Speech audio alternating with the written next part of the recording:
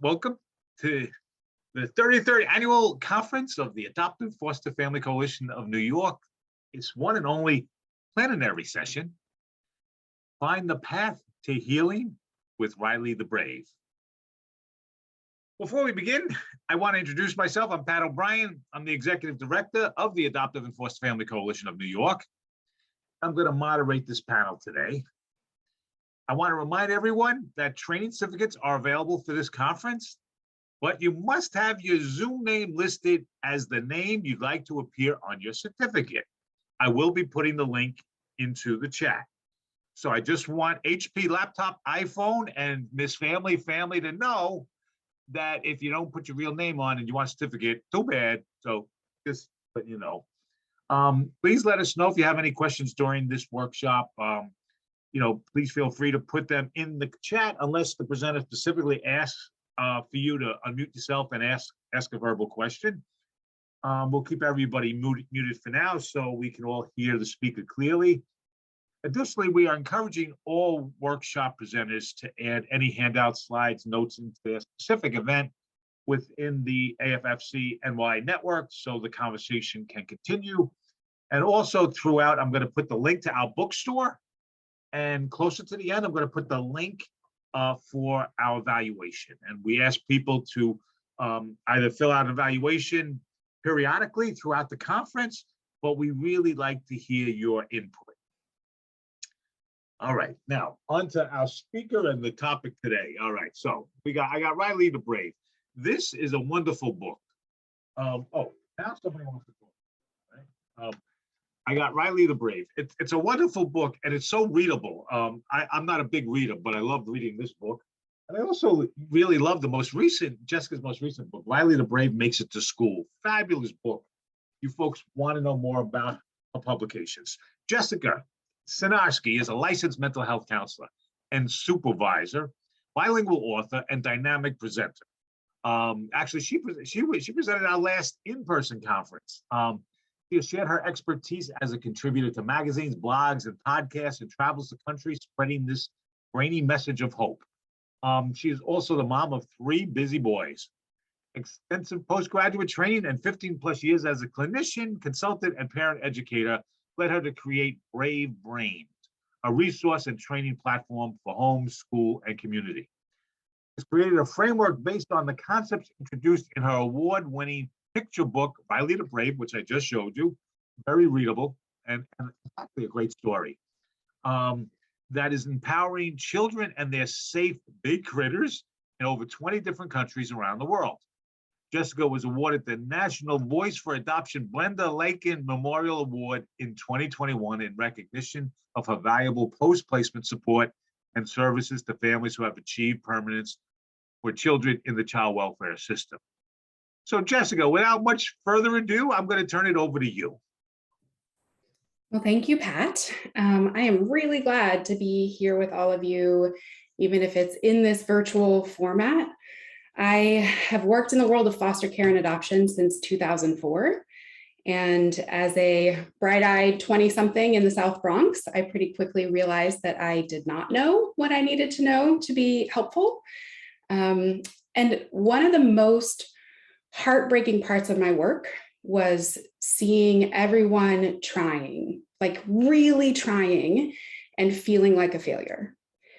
Kids, trying to survive the best way they know how, parents of all walks of life, social workers, mental health professionals, teachers.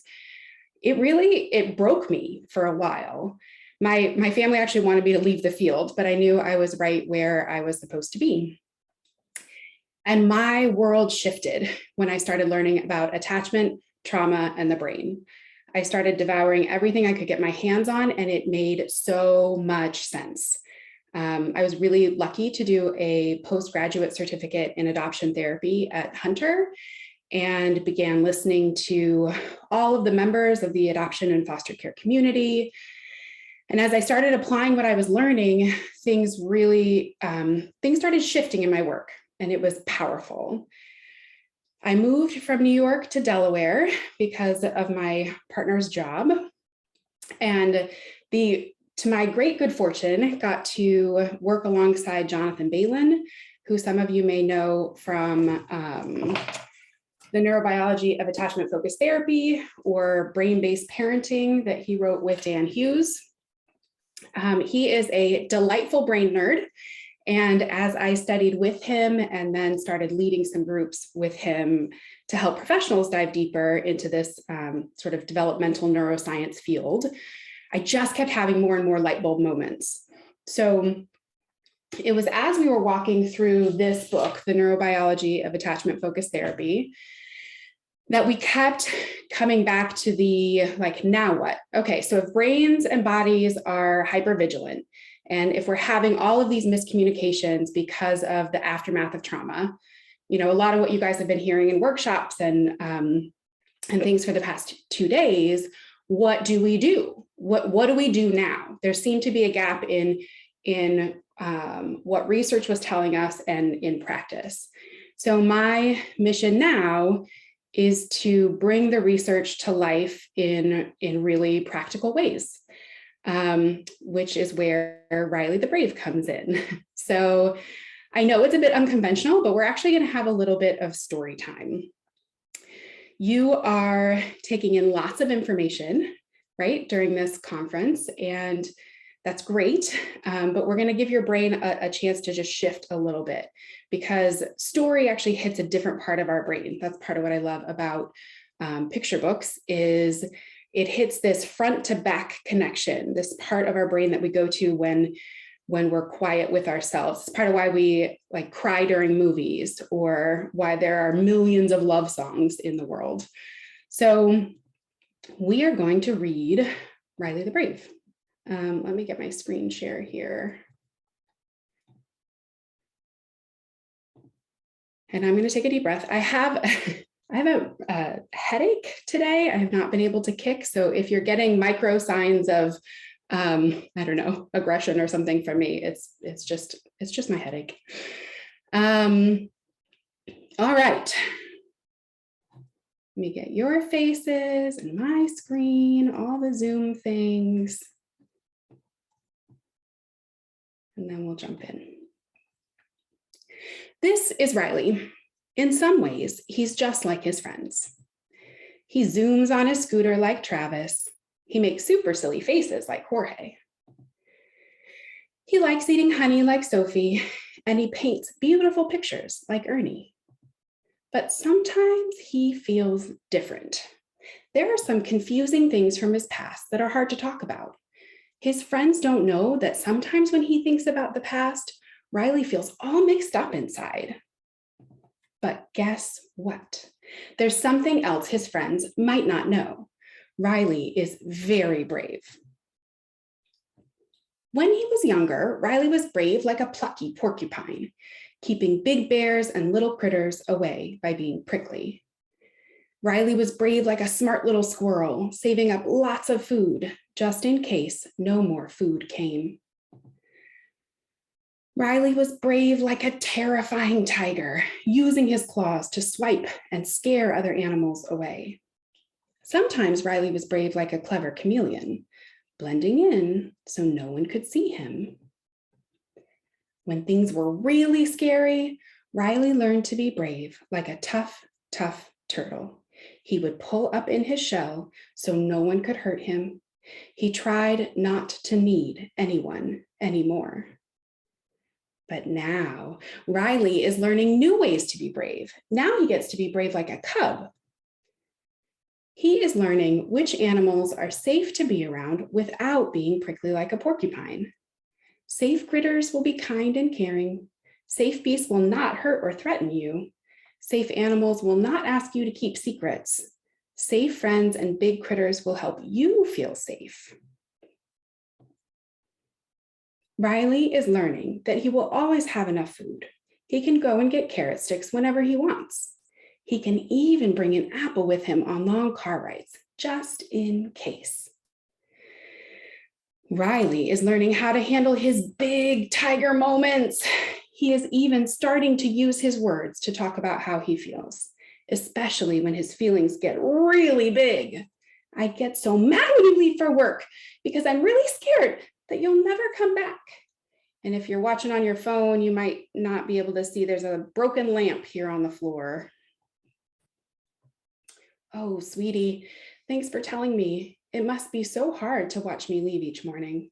Let's get this cleaned up and we'll try to fix it together tonight when I get home.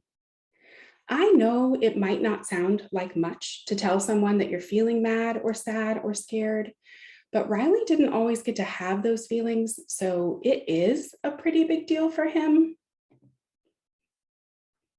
Riley is also learning that he doesn't have to blend in like a chameleon. He can laugh and play and be a super cool cub. Are you ready to hear something really courageous? Are you sure? Okay, I'll tell you. Here's the bravest thing of all. Riley is learning, well, he's just starting to learn, to be brave by asking for help instead of curling up in his shell. He is letting safe big critters into his heart instead of keeping them out. We sure love you, Riley Boo. You are our amazing, creative, stupendous, fantastic Riley the Brave. So there is an afterword that I will not read to you today. It goes into a little bit of how to use the book, but also the some concepts that we'll be talking about today with the upstairs downstairs brain and trauma and things like that. Before we go into all of that,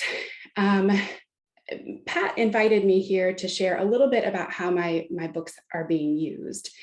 And I've heard a lot of stories over the last few years. So I'm going to organize my thoughts around the conference theme. But before we jump into that, I'd just like to hear from you guys.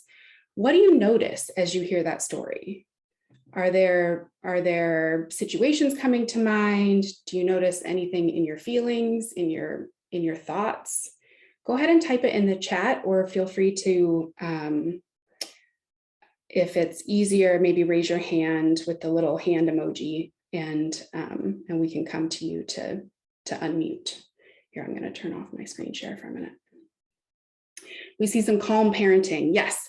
So in my books, I try to have the adults, the big critters, modeling some of the things that we would want to see big critters doing. It doesn't mean we always get it right. So I have a book coming out this month called Hello Anger, and we see the teacher get angry and repair, right? Because that's also what we want to see happen. Or not the getting angry part. We're all going to get angry. So let's just call it what it is. But we want to see that repair happen too. Erica says, I noticed that Riley's parents are a different species than him. Yes, so Riley's a bear, and he's being raised by elephants. In the updated edition of the book, I made sure that the elephants were slightly different shades. I wanted to make sure I wasn't just, that it wasn't just, a white couple adopting a brown kid. Visuals are really important in the world of adoption. And so, having those differences in there is important to me. It does make an easy way for folks to talk about differences, that we can have differences in skin tone, in biological families, in adoptive families, in all kinds of ways. Paquita? I'm sorry if I said your name wrong, but feel free to unmute and ask your question. No, hi everyone. Hi. I'm just gonna go out, take a chance, because of course, Come on. I'm saying, I don't want to get the answer wrong, but the answer is, it's not wrong. I'm listening to when the cub was saying, when the mom said, how he felt some kind of way when she was leaving. So, I'm listening to the story, and I'm thinking about my children. And I'm an adoptive mom of 3, and they have all gone through the little scenarios, what's going on. So when he said that he had some kind of feelings, I have and my 8-year-old, I got him when he was 3, and he would always say, "Are you coming back? You're gonna be back for me. You're gonna." And I kept saying, "Why is it? Of course I'm coming back," but I didn't know that. He had been so many places and they didn't come back for him. He was a little guy. So then when I realized it, I would say to him, you know, because at this time I was taking him to a babysitter. Oh, mommy will be right back. You know, I'm going to go to work and I'm coming back. And so he got comfortable with it because he would always say, oh, you're coming back to get me. I have a little one that's I'm fostering, and he's 7, and he has been bounced around so many places that just taking him to the doctor at the agency, he thought I was taking him back to leave his, as he said it, my badass, because someone had been telling him, you know, we're getting rid, like, oh no, you know, you're out of here. So that's, you know, that's the whole, you know, dynamic, what was going on with that story. And with the, you know, with the, like, even being like, okay, we're all Black, but we all look different. You know, we all look different, you know, but the whole thing, I just saw the children, but I really like the book. But thank you. Well, thank you for sharing that. It's like I planted you in the audience. I didn't, I promise, but that is what you're talking about is exactly why I wrote the story, because kids have these stories about themselves that are playing in their head. We heard some about that from Sixto this morning, about, you know, the things that you believe about yourself, that you don't deserve family, or that, that, you know, you're taking me back because of my badass, like, because of my, like, I'm judged on my behavior, as opposed to everyone having intrinsic delightfulness. Like when you think about a newborn baby, there's nothing that baby can do that doesn't just make you want, I mean, it gives me goosebumps, love them and squish them and hold them and help them and all of those things. And so part of the tragedy of what happens with systemic oppression and abuse and neglect and all of these traumatic situations is that message isn't coming through. That message of your intrinsic delightfulness isn't coming through. And that shapes the brain. And that shapes, and the brain controls behavior. So while we all see behavior, it's all of that behavior is coming from the brain. So, so yes, that is, I'm glad that you're hearing your kids' experience as making sense. It makes sense that they don't know what to expect. It makes sense that there's some fear there. And spoiler alert, fear often comes out as anger, right? It so often, fear and sadness usually come out as anger. And so I wanted to create something that would help these really big primal feelings be approachable. I see in the chat that the same is true for infant adoption. Yes, absolutely. That sense of not feeling good enough, not feeling worthy, loved, delightful, right? All of those things are factors. And yes, so keep the chat coming. Oh, this is actually important. So this representation is so important. I would have loved to have read a book like this as a younger child. Even reading to a child that hasn't come from hard places might help them understand behaviors happening in schools or from peers. So that actually, that is one of the ways that the book has been used a lot, is parents, social workers, whomever, using it in schools. Like it's an approachable way to share a trauma-sensitive lens, to share sort of a brain-based lens that's a little less threatening than like, please don't do it that way. Like, please do it this way. This is going to be better for my kid. It also can help siblings. So I've had a number of stories come back to me of, you know, my kiddo has these big tiger moments. One of my kids has these big tiger moments, and we use your book to help the other kids understand where that's coming from. Because one of the things that happens, especially with tiger moments, is that kid gets labeled as the bad kid, right?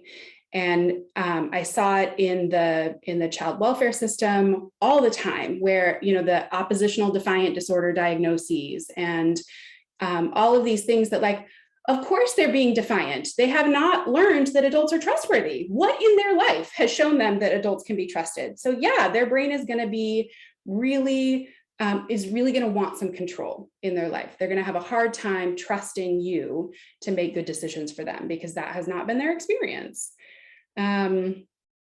Yes, lovely. So I appreciate your insights. Feel free to keep the chat going, and I will trust Claudia to interrupt me if there's a question or something in the chat that I need to address. All right, so let's jump back into the slides here and think about our 4 H's, not that kind of 4-H.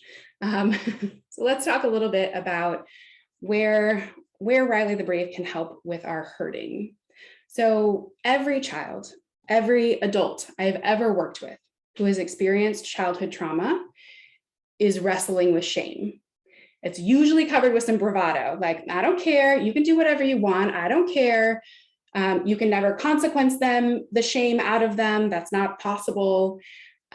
When you dig a little deeper, it's those feelings we were just talking about of being unlovable, unworthy, rejectable, broken. Those themes always come up. But here's the thing. When we face adversity, when we experience trauma, our brains find ways to survive. And one of the ways it does that is by prioritizing the survival brain, the downstairs brain. So things like having porcupine moments or providing for yourself, squirreling things away so that you know that you're taken care of because you're going to handle it yourself. Having big tiger moments to keep people away, to protect yourself or protect maybe a younger sibling. Having chameleon moments and just sort of blending into the background. You don't see me, I don't see you. This is how we're going to get through this. I can't tell you how many kids I've worked with who can't even handle nice things being said about them. That even the positive is intolerable because it's just too close, too vulnerable. Or having that collapse, shut down turtle moment, right? You can almost feel it physically. Like if you think about a turtle moment, you can feel that sort of, your sweatshirt, your hoodie over your face, sort of curling up under the covers kind of turtle moment. Our brains find ways to survive. The challenge is the same things that keep kids alive can get them in trouble later. And honestly, this is true with adults too. So what I found is if we can honor that instead of punishing it, if we can honor the courage of survival while also encouraging that shift to trust, man, that's the magic. That's where it happens. So that's one of the things that people from all walks of life have really grabbed onto in the Riley series. In the back of the first book, like I said, I give a little primer on trauma and the brain. That to help people have some of the same language. And one of the things that I talk about is this downstairs, upstairs brain. So the downstairs brain, if you hold up your hand and fold over your thumb and make a fist, this is a little model of your brain, right? Yep, just like that. So if you waggle your fingers, that's your big human prefrontal cortex. That's this thinking, reasoning, slowing down and being curious, and all of those things are in your fingers, right? Problem solving, flexible thinking, all of that is your upstairs brain. If you open your hand, right here at the base of your palm, that's your downstairs brain. When kids are born, that's the only part of the brain, that's the part of the brain that's running the show.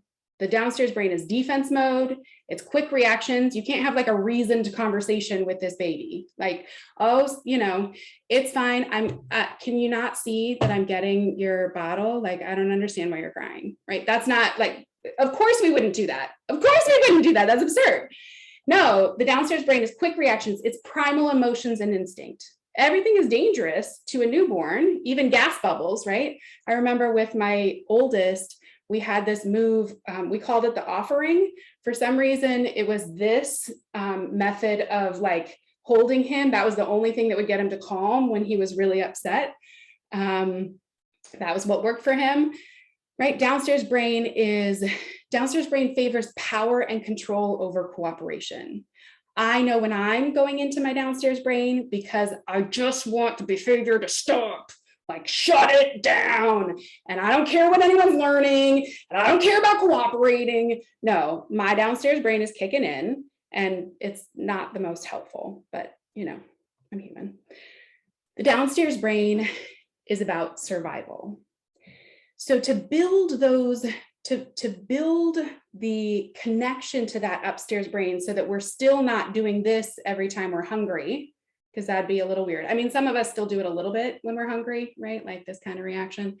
But so that we're not, so that we can use our reason and think things through and enjoy each other and all of these yummy upstairs brain things, we need a lot of co-regulation, and we need a lot of a safe big critter meeting our needs, like thousands and thousands of times. What Paquita was sharing about, like, the mommy always comes back, I'll be right back, you know, I always come back. So my boys were born to me. They have some neurodivergence, they have some sensory processing issues. Two of them do, but they didn't experience attachment trauma, right? It still took so many repetitions of mommy always comes back, or, you know, of all the little cause and effect things that we do, or, you know, they throw a fit at 2 years old to get something. And I'm like, in your entire life, has throwing a fit worked? No, it has never worked. Even with my 8-year-old, we were having that conversation the other day. Has this ever worked? No. And yet we're still building those highways to the upstairs brain, even in, you know, even without the layer of trauma. But man, you layer in trauma and it starts to look different. So here's a visual of the brain that I think can be helpful. And this is also in the back of Riley the Brave. So if we think of that downstairs, upstairs brain, the downstairs is that fast and furious or frozen, right? Here, let me actually come back here, sorry. So downstairs is this fast, furious, frozen, fight, flight, freeze kind of thing. Upstairs, calm, curious, connected, right? And in the middle, so my thumb, if we're using our little hand example, in the middle is that amygdala. You may have heard about it in other workshops. The amygdala is your gatekeeper, your sort of alarm system that says, danger, danger, get that tiger out, or, oh yeah, I guess we're pretty safe. I guess, you know, calm me can take over. What happens in the brain after trauma is it adapts. So the downstairs brain gets a lot of practice because the amygdala is saying all the time, danger, danger, danger. That alarm system literally gets bigger. Amygdala cells get bigger, and other cells get smaller because we need our quick responder more than we need our calm, you know, think things through part of our brain if we're living in danger. So there's less energy to develop those upstairs brain skills, but the brain controls behavior. So we're just seeing all of these difficult behaviors come out. And so what starts to happen is this kiddo is sort of severing that connection to the upstairs brain and living in defense mode all the time. And it's really painful for the parent. Did I see a hand up, Paquita? Nope, we're good. Okay, perfect. Any questions at this point? Okay. There will be other times to ask questions too. So feel free to drop them in the chat and we'll pause periodically to check in. So just to add to the challenge, remember we're in the herding part of our four H's. So I know this is intense, but we've got 3 more coming that are really much better news.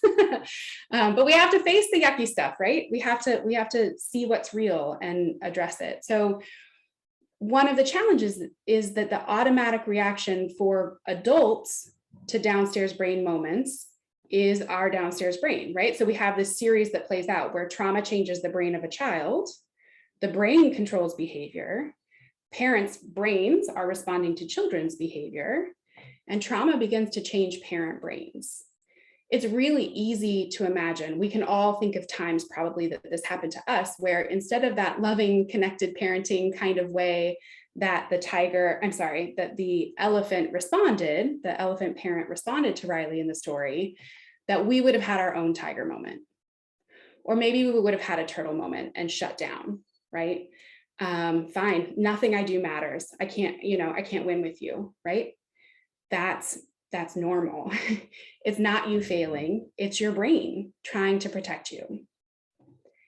So what starts to happen, and if you're in the middle of this cycle, let me tell you, there's hope. We're getting there, I promise.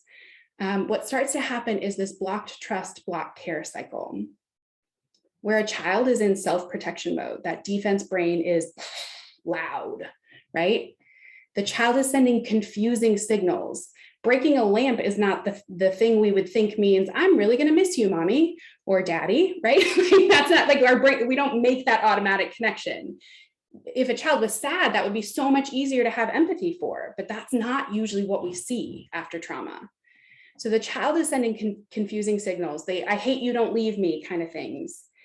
And the brain's sort of natural response is to go into self-protection mode yourself, right? So as a parent, you begin to respond from that defense brain, from self-protection.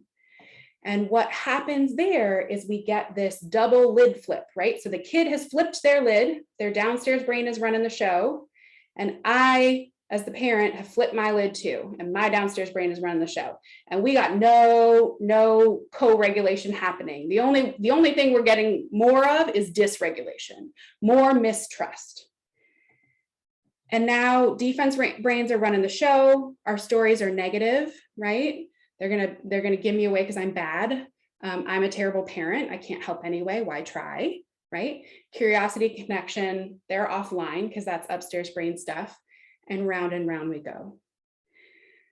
Here's the thing though, that might sound pretty doom and gloom, but recognizing that our bodies and brains are responding exactly as they've been conditioned to do is actually really helpful. It takes the shame out of it, because suddenly we can recognize that it's a brain thing. What is happening right now is my brain's automatic reaction, and I can be the boss of my brain. As an adult, we can be the boss of our brains, and we can help kids grow those skills, meet those needs, grow those skills. So one of the things that my books help with is having a kid-friendly way to think about the brain, to sort of put on that brain-based lens.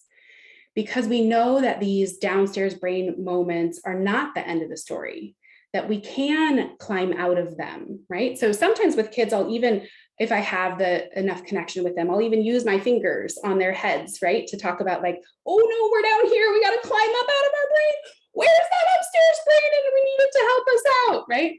Using a little playfulness, talking about, it feels very different for somebody to say, geez, you're grumpy today, than, uh-oh, is that your porcupine brain coming on?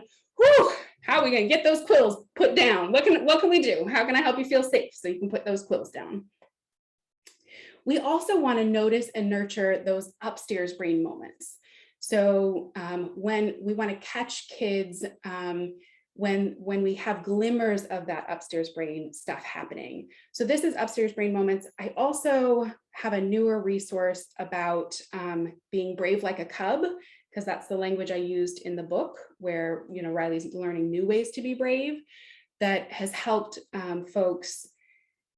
helped parents and professionals, for that matter, know what to focus on, because it's so easy to get caught in the behavior trap and just be looking at things from behavior charts and not recognize that the thing we're really trying to build is we're really trying to restore basic trust. We're really trying to wire that brain to be able to access the upstairs brain, to be able to ask for help, to be able to, slow down and think things through. Just rote compliance is not actually the goal. Let me tell you, as a parent, I really want rote compliance sometimes. I really want them to just do the thing. But I know raising my strong-willed children, that is not like, if you know, Riley's going to be a dynamo. If he can figure out how to channel that tiger energy into advocacy, you know, look at Six Toe Cancel, not, you know, but superheroes are born from adversity. It is powerful if they can have the support, the coming alongside that they need. And that's part of why I'm so thrilled that so many of you are here to talk about that. Before we go on to helping, maybe I'll come out of the slides for just a second and check in with the chat. We have a question about the handouts for fostering, and we can definitely make sure that we get those up on the event in the network for anyone. Yes, just so I will make sure you know how to find all of the things I'm talking about today. I'll give you some links at the end, and put some direct links into the comments in this section later. And just so everybody knows, I know you can also save your chats, but we will be putting the chats up on the event. We're just not going to do it right now because we're doing other things, but we will get them up there. Okay. Probably more like Monday. So if people are looking for resources, they will be in there. Just give us a little bit of time. Our hands full. In any case, you also have commentary in there saying that parenting feels extra hard when we are traumatized too. Isn't that the truth, right? So so many of us are grown-up Rileys trying to figure out how to be safe big critters, and that is really challenging. I had a question, a private question that came in about, is there an animal moment for confusion or dissociation? I would think of that in terms of either the chameleon or the turtle. So when you're going into that deeper sort of collapse state. So sometimes that's going to be from sort of a chameleon, like vigilant looking, but not connecting, or all the way into turtle and sort of the full shutdown, like I just can't be part of this. I will also mention, there's part of me that wanted to have the like brave like a Joey, like a baby kangaroo, because some of us have those kiddos who want to like crawl back up inside you. Like they're just, you know, the way that they're showing their intense need is that sort of oppressive, sort of anxious attachment with you all the time. You know, you can take the metaphor and run with it. The only thing I would ask is that it's never an evaluation. So I heard at one point about a school that was using it as like a drop down, like they went down to tiger and they, you know, I'm like, no, we're not. This is how our brains and bodies are responding. And that's not ever going to be punitive. And Bakita, I see your question in here about purchasing books. The bookstore has all of these books, and then I'll share with you where you can get some of the other resources as well. Yeah, support AFFCNY as you get a good book. All right. So keep the questions coming in the chat as you think of them. And Claudia, I'll trust you if there's a clarification that would be helpful in the moment, just interrupt me. That's totally fine. So let's think a little bit about helping. How can Riley be a helper here? So actually, before I go into this, I want to just share a couple stories. So a fun thing that I didn't necessarily anticipate in writing these books is the stories that would come back to me from parents or from therapists that are using them. And so when I think of helping, so it's a little funny that I've written therapeutic books because I don't actually like very many therapeutic books, like especially children's picture books. I find they go too detailed into the story, or I don't know. I've just had a hard time getting kids to connect with a lot. There's better ones coming out now, which is great. So one of the ways that I think Riley the Brave helps is having a safe enough story for kids to throw their stuff onto. Right, so the elephants are purposely gender neutral so that whether you have two moms, a mom and a dad, you're living with grandma and grandpa, the elephants are never named, so that if you are with your foster parents or whoever it is, like you can put yourself, the kid can put themselves into that story. And that's what I've seen play out is, reading aloud in classes in school, and the kid who's living with grandma and grandpa can really relate to it because they don't have to jump through the mental hoops of, oh, but that would be like if it was grandma and grandpa. They can just make it that in their heads. So I've heard from social workers who use the book in maybe the early stages of thinking about adoption, or maybe in that sort of pre-adoptive placement kind of space when a kid is transitioning. And one social worker told me she has this precocious, I think, 10-year-old, 8-year-old, somewhere right around there. And she had brought the book and was like, hey, I thought maybe we'd read this. And the girl was like, well, I'll read it. So she sat teacher style and read the book aloud to her pre-adoptive parents and the social worker, even though she'd never read the book before. She's like halfway through the book and says, you know what this book is about? And they're like, what's the book about? And she's like, it's about me. And then she just keeps reading it. So in the helping space, one of the things that can help is just normalizing these really big, bizarre things that are happening for our kids. Moving to a different family is weird, right? Making these big changes, learning to trust when it has been drilled into you not to trust. That's weird. That's hard. I've heard some about teachers being able to change perspective a little bit, and instead of getting sort of harping on kids who are shutting down, recognizing it as a turtle moment and being a little bit gentler in their approach.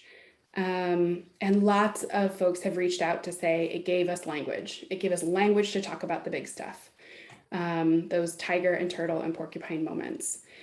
So in the spirit of giving language, one of the activities that I'm going to give you a PDF for, I'll give you a link to it in the, I almost said the show notes. This isn't a podcast. On the landing page will be this activity. Where are we here? So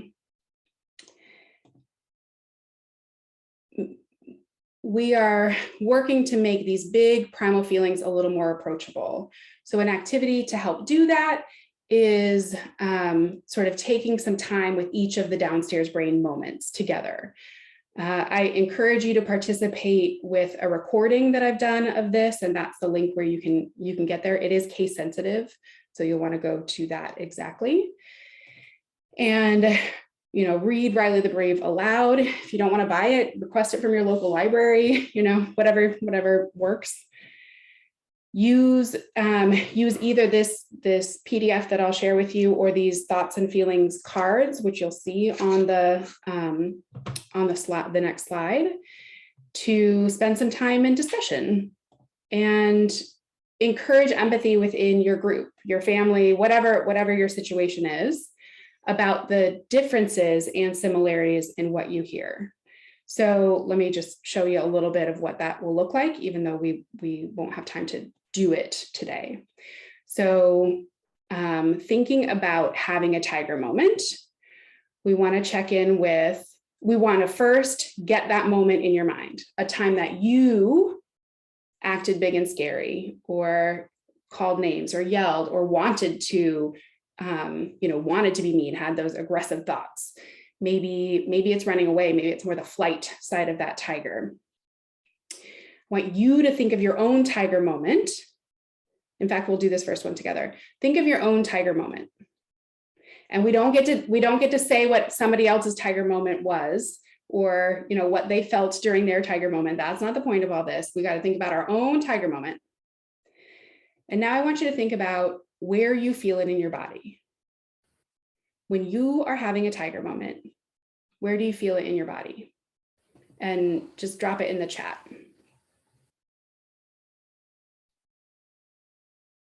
stomach. And tell me more. Is it your stomach tight? Is it, you feel your heart rate, right? Tummy's tight.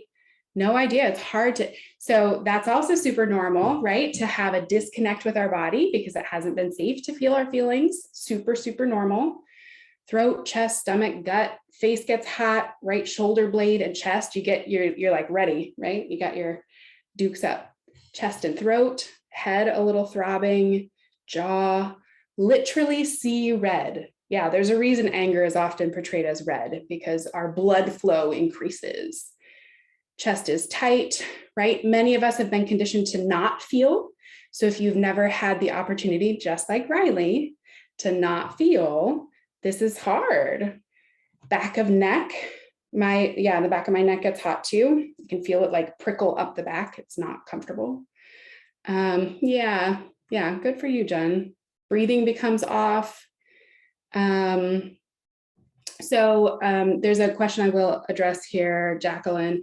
Do you always use it as moments, or if therapists used it as parts like IFS or somatic experiencing? Absolutely, parts is fine. I talk about it in a lot of different ways. So I'll say moments, or I'll say like my tiger brain or my tiger powers, right? So there's a lot of freedom in how you use it. The main thing is to honor the tiger. I'm actually working on an activity book that will be out next year that has a little exercise of the tiger inside, sort of writing letters back and forth between you and your tiger inside, because we really want to honor it instead of squashing it. We know that squashing it is not effective in the long run.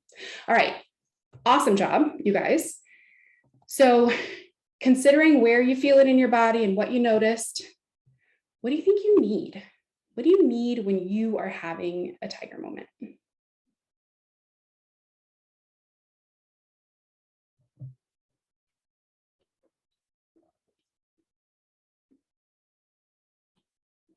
Space. Second vote for space. Whatever caused it to stop. So the end of the trigger, right? Time, a little time to cool out, to be heard, to slow down, a reassuring hand or touch from a loved one. So what I already noticed are a couple things that are super interesting. Another vote for space. One of the reasons that I love doing this activity with a family or with a support group or whatever it is recognizing the differences. So there's overlap for sure, but there are also differences. And so while I think it was Michael said he needs a reassuring hand or touch from a loved one, but Lisa needs space. So if Michael goes over to Lisa with a reassuring hand, he thinks he's helping and she's like, back off, right? Sorry, Lisa. Not Lisa from our gentle mindfulness this morning. Right, so this is part of why we want to gently, thank you. We want to gently turn toward these downstairs brain moments. We want to get to know them. We want to befriend our brains to be able to talk, about this tough stuff, because you're going to get mad, right? You're going to have tiger moments or almost tiger moments. We're going to flip our lids. So understanding ourselves and each other a little bit better gives us a fighting chance of doing the things that that will help us get through the downstairs brain moment. The other thing I notice, this comes up a lot when I talk about tiger moments in particular, is so many of us as adults need space when we're having a tiger moment. And yet, what do we so often do to our kids? You need to knock it off right now, or we get right in their face, right?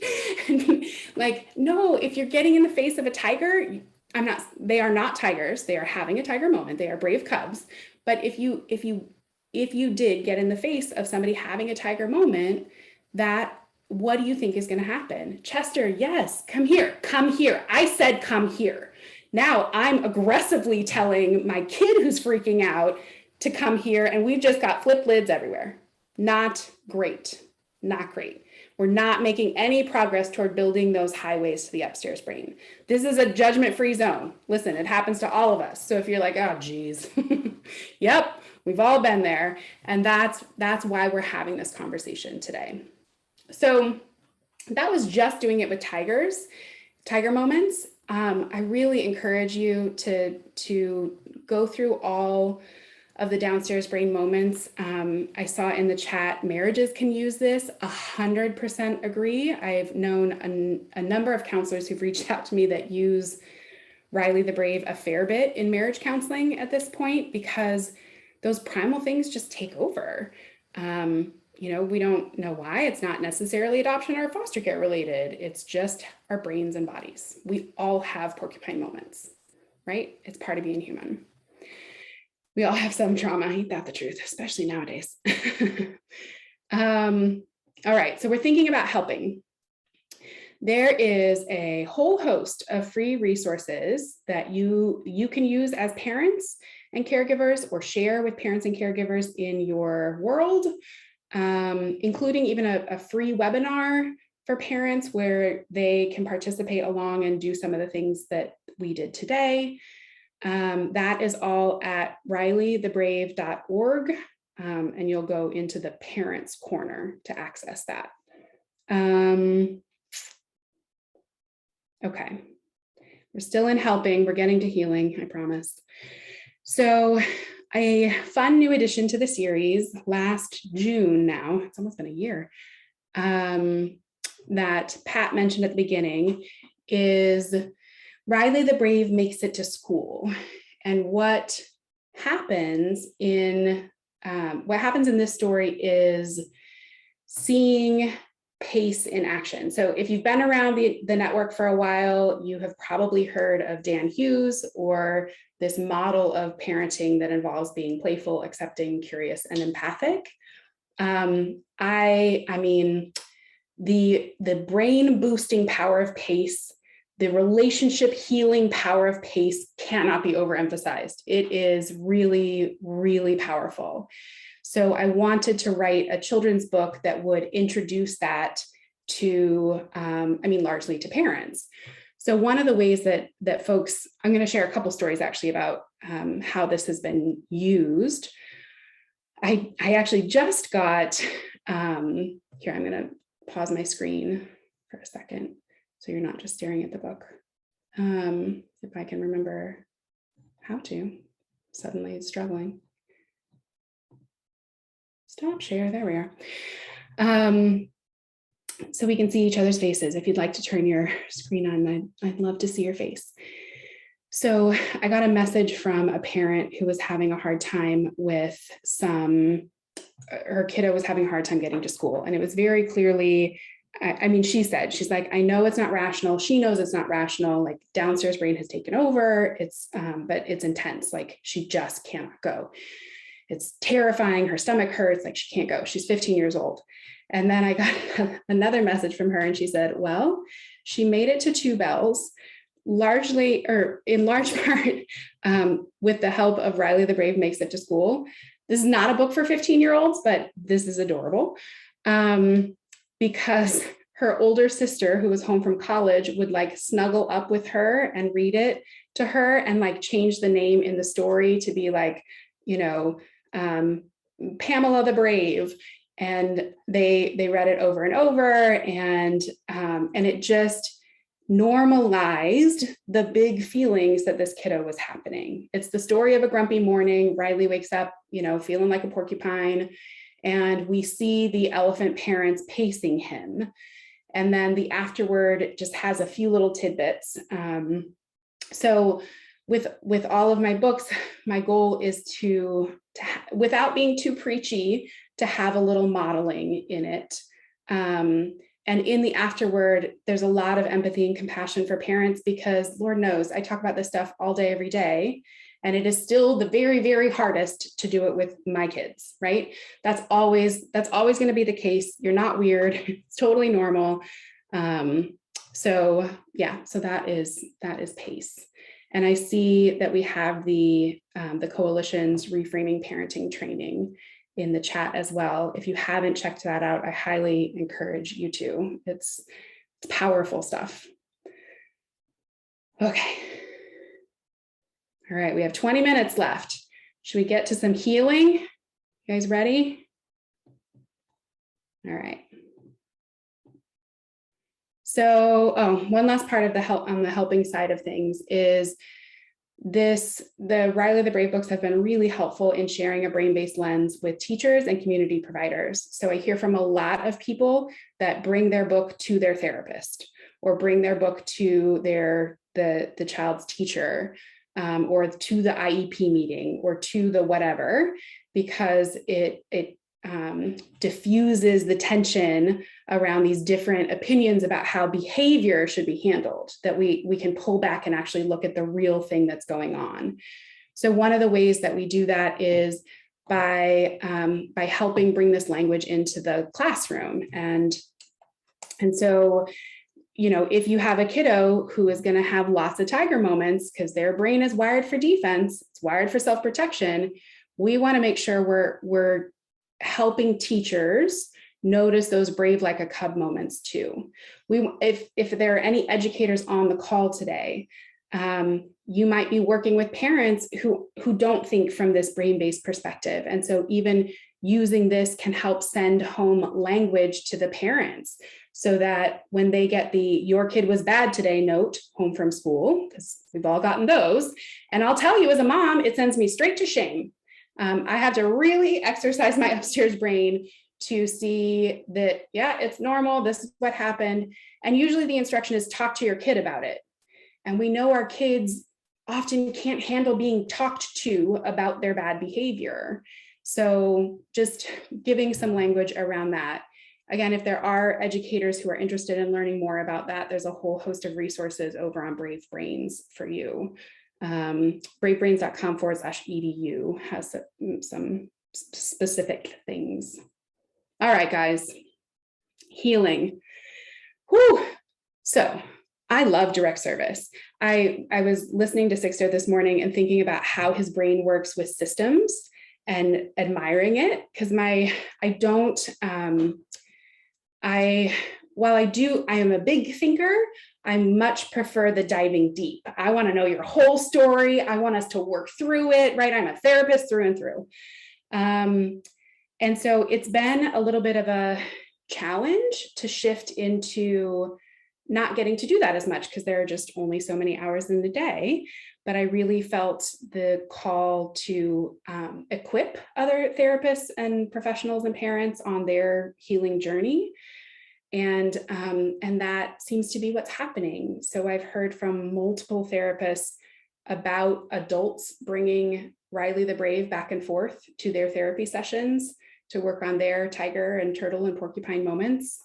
Residential centers have had some kids open up who never would talk about their past because it gives a new narrative. You're a brave kid who had a hard time, and now you're trying to learn new ways to be brave. One therapist reached out to tell me about this like breakthrough session that she had after reading the book. And it started with like the kid couldn't read the book. So I think somebody else talked about this before in the chat, maybe, that you'll have kids who like get 2 pages in and they're like, I'm out, right? Too close to home. No, thank you. No problem. We do not need to force this, right? Riley will be here whenever we need to come back for Riley. Maybe that's the time you pull out your little stuffed animal and we just play some little games and we do other things, find a book that feels safer for them in the moment. No problem. This doesn't need to be forced. So this kiddo there was another kiddo who had like just burst into tears, could not tolerate the story the first time he read it with adoptive parents. And then over several months, they had sort of gently come back to it at different times, never forced. I cannot emphasize that enough.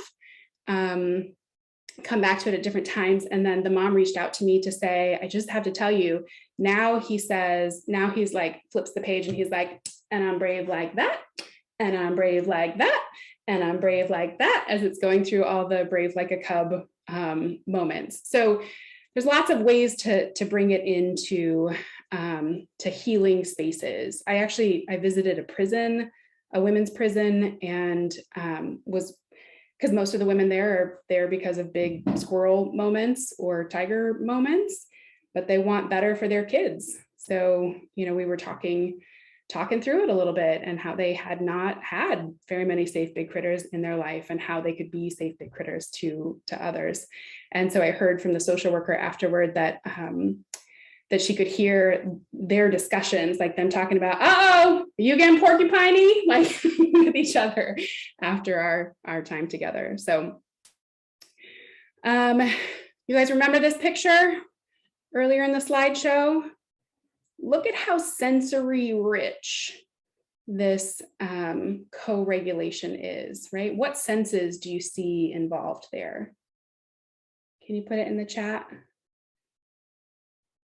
Let's say this is mom. What's mom doing here to help co-regulate baby?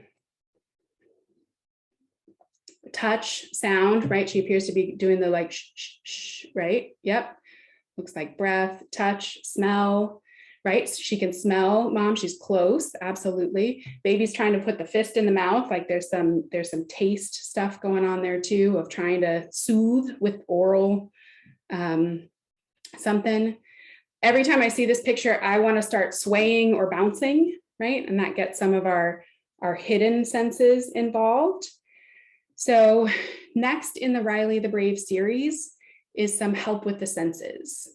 I talk a lot about the brain, but it's really important that we remember that the brain is getting its information from inside the body, from these hidden senses, from interoception, from like hot, cold, does your tummy hurt, all that kind of stuff, from your vestibular sense, your like that inner ear sense of balance that really tries to keep you safe, and from proprioception, your muscles and joints.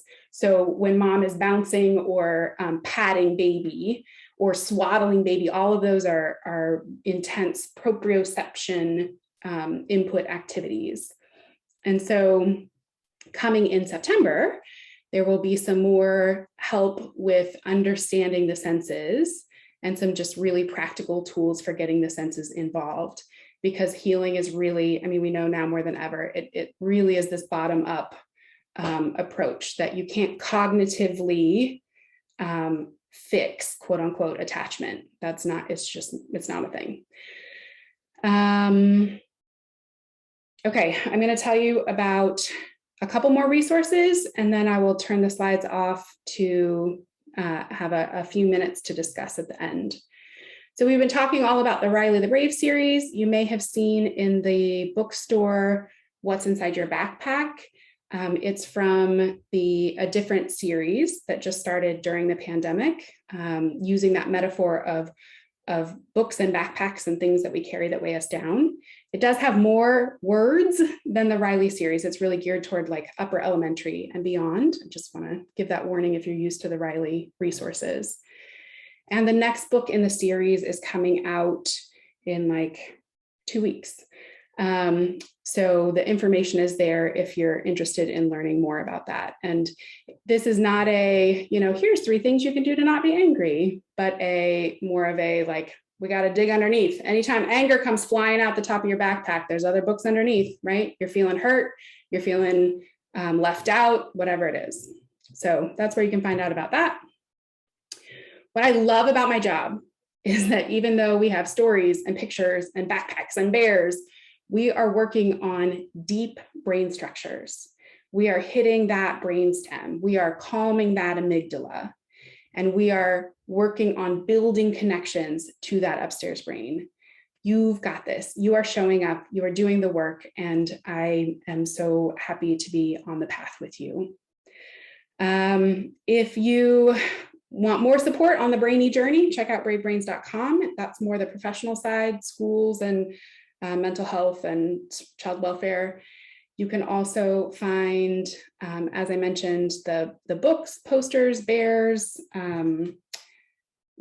support the bookstore at AFFCNY, but you can get card decks and stuffed animals and other things at rileythebrave.org, as well as find that Parents Corner there. If you have any questions, please feel free to reach out to my team, info@bravebrains.com, and we'll answer any questions for you.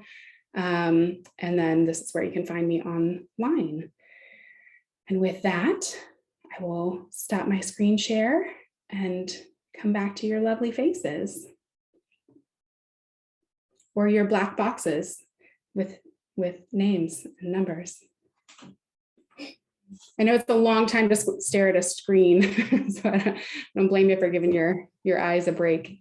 You have no idea. You're like, headache. You speak of headache. So what are you left with? We have about 8 minutes to share together. What are you taking with you? What little Connection. connection? Connection.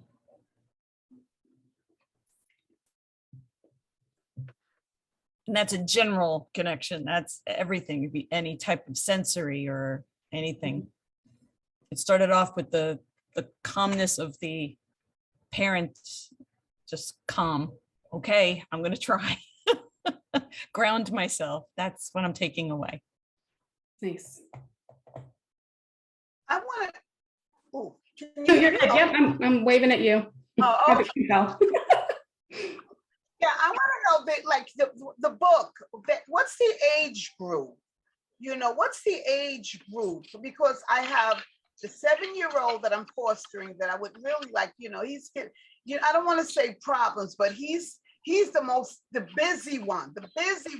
He's the one, you know, that we talk like I was saying how I felt like sometimes I don't feel like I'm helpful, like I'm helping them because I fall off page. I'm not always on a high road of parenting. I'm the one screaming, you know, I'm in the low brain, I'm yelling and screaming. And then my thinking say, I'm not keeping him. As soon as his mother get together, I'm giving her, because they're planning on giving him back to the mom. But he's been in care since he was 11 months old. And I said to the mom about 2 weeks ago, I said, listen, if you find that you become overwhelmed, if this whole thing, because mom is 24, she just had a baby on the 6th. She has 4 boys, 2 of them in care, 2 not, and she just had a baby, and she's a young mom. And I said, if you find yourself overwhelmed, please don't do anything crazy. Call me, I will take him back because I don't want him bounced around. That's what I said 2 weeks. Today I was telling everybody, I can't. He's too much. Yeah. So that's 7-year-old, but then I have a 12-year-old. I have 7, 8, 10, and 12. And I'm 64. So I have, my patient is going like this, everyone. My patient is going like this. I'm 64. What age range with this book is it good for from the babies up? Yeah, so as far as age range goes, I will tell, so yes, little ones can engage with the pictures, even if they don't get the bigger concepts. The quote unquote target range is 4 to 7, but honestly, the most profound responses I've heard of are teens and adults. I had a 80-year-old man whose wife said he got the book and he wept. And just said he wished he had this when he was younger. So it really runs the gamut. I will say from the parents' perspective, I've had some parents who've had some success with their teens of just, you know, they're just looking at this book for another kid, or they're, you know, you got to do it on the DL sometimes, like, you know, I'm not getting this for you, I'm just looking at it kind of thing. Or being really honest and saying like, look, I know this looks like a dopey children's book, but hang with me because I think that you might find something in it. And that's what I've heard from therapists as well, that, you know, as long as you're comfortable being like, I know, guys, I know, they'll engage. All right, I see another hand up. Yeah, Oh, go ahead. Lyra, you got to unmute. Oh God. Okay, I'm sorry. I fell in love with Riley ever since the first conference that I ever went to. And every free handout that you had at that desk, I took with me. And I'm part of Rising Ground in the Bronx. And when they started the therapeutic program there, I actually laminated Riley and that other paper with the backside.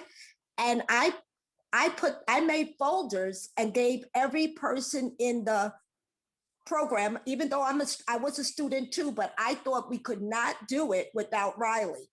And when you talk about older children, one of the things that I tell the teens and maybe an 11 or 12-year-old that doesn't want a little book like that is when they got hurt, the very bad things that happened to them when they were very little. So we have to go all the way back there and look, and once we could identify all those things that make them angry or that's, you know, getting in there, messing things up for them, that's how they'll be able to handle themselves better at 13, 11, 15, 16 years old, or even older. I've had a 20-year-old in my house and he was not special needs, but he definitely had a ball with Riley. Not that he wanted people in the house to know he was reading it, but I would always find it in his room when I would go in there, like, you know, cleaning or whatever, I would find Riley under the pillow. So I think it's for all ages because it speaks to the trauma and the hurt. And I think it gives them a safe way to identify and an outlet. And I just want to say, wow to you and continue the awesome work that you do. I love it. And I think you've been such a help. Well, Jessica, we couldn't have planned that final testimony any better, could we have? Another Thank you, plant. Lyra. Another plant. I'm just kidding. Thank you, Lyra. We have a lot of great foster parents here, and they're utilizing your resources. And I did put the link for our our bookstore has a number of the books that Jessica is selling. So please go there because they give us 15%. I don't And you have a will- Riley. I gotta get it. Oh, is that? Riley. All right. All right. Well, I will also, one last thing, Pat, Sure. if you do work in a larger organization where you might use it in training, or you want to have it to be able to send home with parents or with, you know, in a school, reach out to Jessica Kingsley Publishers, the publisher of the book. They have big discounts for not-for-profits. So if you do want to use it in a bigger system, reach it. And if you need any help with that, you know, find me on either of the websites and we'll get you connected. yeah, maybe for next year's conference when we're in person. Yeah, that's a great idea. You get a book and you get a book and you get a book. All right.